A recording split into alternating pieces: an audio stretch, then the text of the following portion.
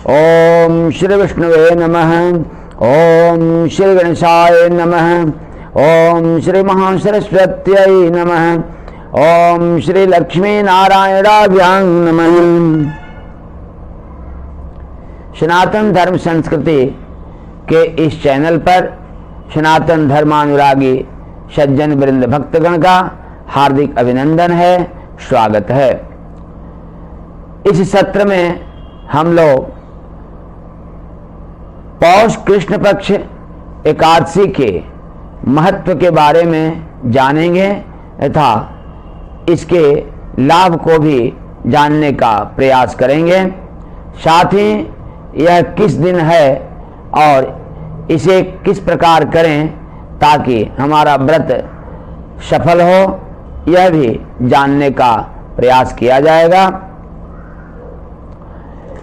पौष कृष्ण एकादशी इस वर्ष की 19 दिसंबर 2022 सोमवार को है। इस दिन के पूर्व ही यानी 18 दिसंबर से ही एकादशी का नियम प्रारंभ हो जाता है। यानी 19 दिसंबर 2022 के पूर्व ही एक दिन आप शुद्ध सात्विक आहार लें और 19 दिसंबर को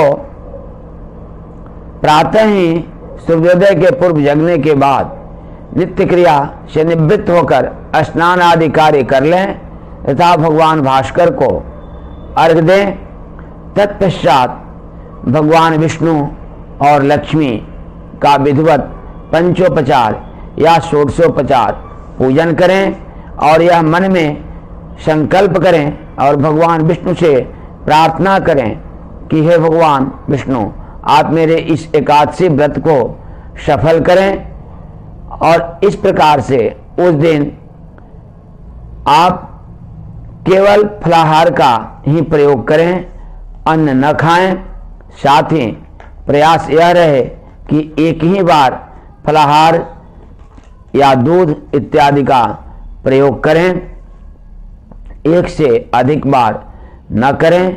यदि संभव न हो तो आप अधिक बार भी फल और दूध का प्रयोग कर सकते हैं, लेकिन सबसे अच्छा यही होगा कि आप एक ही बार फल और दूध का प्रयोग करें एकादशी के दिन और पूर्ण रूप से भगवान विष्णु को आप समर्पित हो जाएं। साथ ही प्रातः भगवान विष्णु और माता लक्ष्मी की आराधना करें षोडशोपचार या पंचोपचार से। इसके निमित्त आप किसी भी मंदिर में जाकर भगवान विष्णु के किसी भी रूप की आराधना कर सकते हैं, चाहे वह राम हो या कृष्ण हो या शालिग्राम भगवान हो। जाकर उनकी आराधना करें या घर पर भी आप यदि शालिग्राम भगवान या लड्डू गोपाल को रखे हैं तो उनकी आराधना विधिवत पंचोपचार या षोडशोपचार से करें। संक्षिप्त विधि यह है कि आप जिस भी विष्णु भगवान के विग्रह को रखे हैं उनको स्नान कराएं, चंदन लगाएं, धूप दीप और नैवेद्य समर्पित करें।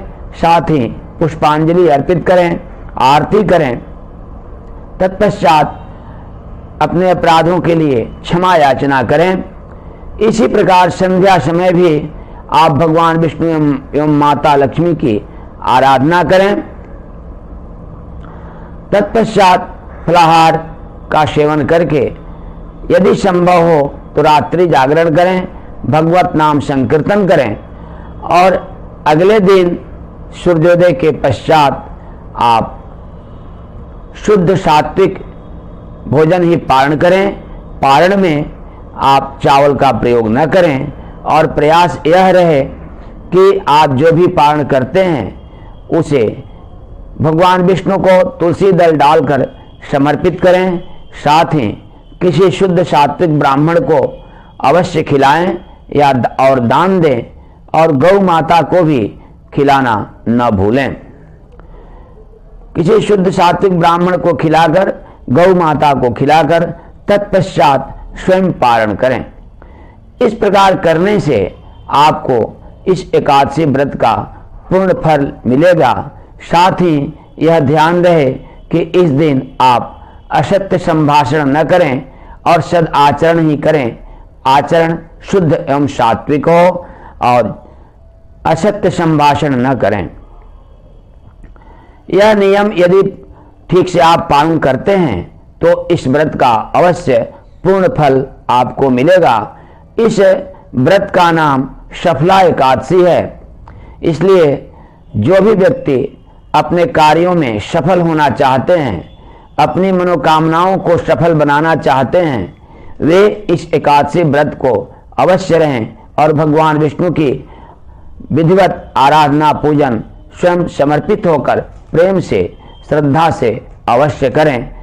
और ऐसा करके आप अपनी मनोकामनाओं को अवश्य पूर्ण कर सकते हैं। आपके सभी मनोरथ सिद्ध हो सकते हैं, क्योंकि इसका नाम ही सफला एकादशी व्रत है। शर्त यह है कि आप इसे विधि पूर्वक करें। इसकी कहानी इस प्रकार है। विष्णु पुराण में यह उद्धृत है कि युधिष्ठिर भगवान कृष्ण से इस एकादशी व्रत के बारे में पूछते हैं, तो भगवान कृष्ण बताते हैं कि पौष कृष्ण पक्ष एकादशी का नाम सफला एकादशी है। जो भी इस व्रत को करते हैं उनके सभी मनोरथ सिद्ध हो जाते हैं, उनके कार्य सफल अवश्य होते हैं। इसकी कहानी है कि एक चंपावती नाम की नगरी थी, जिसमें महिष्मान नाम का राजा राज्य करता था। उसके पुत्रों में से एक जो बड़ा पुत्र था वह व्यभिचारी था, उसका आचरण सही नहीं था, जबकि राजा धर्मात्मा थे। वे उसके दुष्कर्मों से तंग आकर उसे घर से निकाल दिए थे। वह जाकर जंगल में रहता था, लेकिन उसके आचरण फिर भी ठीक नहीं हुए थे। वह रात को चोरी करता और गंदे आचरण करता। उसका आचरण भी ठीक नहीं था। जितने भी कुकृत्य हो सकते थे वह सब करता। प्रजा में दहशत था कि यह राजा का लड़का है, इसलिए उसे कोई बोलता नहीं था और डर के मारे उससे सभी भयभीत रहते थे, जबकि वह सदा ही दुराचरण करता रहता था। एक दिन की बात है कि वह उसे चोरी करने को नहीं मिला, कुछ भी खाने को नहीं मिला, तो जंगल में वह भूख से इधर उधर घूमने लगा। कुछ जंगल से ही उसे फल मिले, जिसको वह खा लिया। और उस दिन पौष कृष्ण पक्ष की एकादशी तिथि थी। अगले दिन पुनः वह एकादशी के दिन केवल फल ही सेवन किया और जल, क्योंकि उसे कुछ मिला ही नहीं। अनजाने में उससे एकादशी व्रत हो गई। अगले दिन वह पुनः उसे शुद्ध सात्विक चीज मिला, जिसे वह खाकर अपनी बुभुक्षा को शांत किया। इस प्रकार अनजाने में ही उससे वह एकादशी व्रत के दिन केवल फल और जल लेकर रह गया। भगवान विष्णु अत्यंत दयालु हैं, इसलिए वे इसको एकादशी व्रत का फल, सफला एकादशी व्रत का फल उसे प्रदान किए और उसकी मति सुधर गई और वह सन्मार्ग पर चलने लगा। वह अपना दुराचरण छोड़ दिया और पुनः यह सुनकर राजा पुनः अपने राज्य में उसे बुला लिए और वह भी धर्मात्मा राजा बन गया तथा अपने प्रजा का अपने पिता की ही भांति वह पालन करने लगा। इस प्रकार हम भी यदि इस व्रत को नियम पूर्वक करते हैं तो अवश्य फल प्राप्त करेंगे, क्योंकि राजा महिष्मान के इस पुत्र ने अनजाने में ही सफला एकादशी व्रत कर दिया था, तो वह सन्मार्ग पर चलने लगा और उसका दुराचरण खत्म हो गया। तो हम यदि विधि पूर्वक करेंगे तो अवश्य ही हमारे सभी मनोरथ सिद्ध होंगे और साथ ही हम मुक्ति के अधिकारी हो जाएंगे और साथ ही भगवान विष्णु की भक्ति भी प्राप्त होगी। इन्हीं शब्दों के साथ वाणी को विराम। पुनः हम सभी मिलेंगे अगले सत्र में। तब तक के लिए सबको साधुवाद।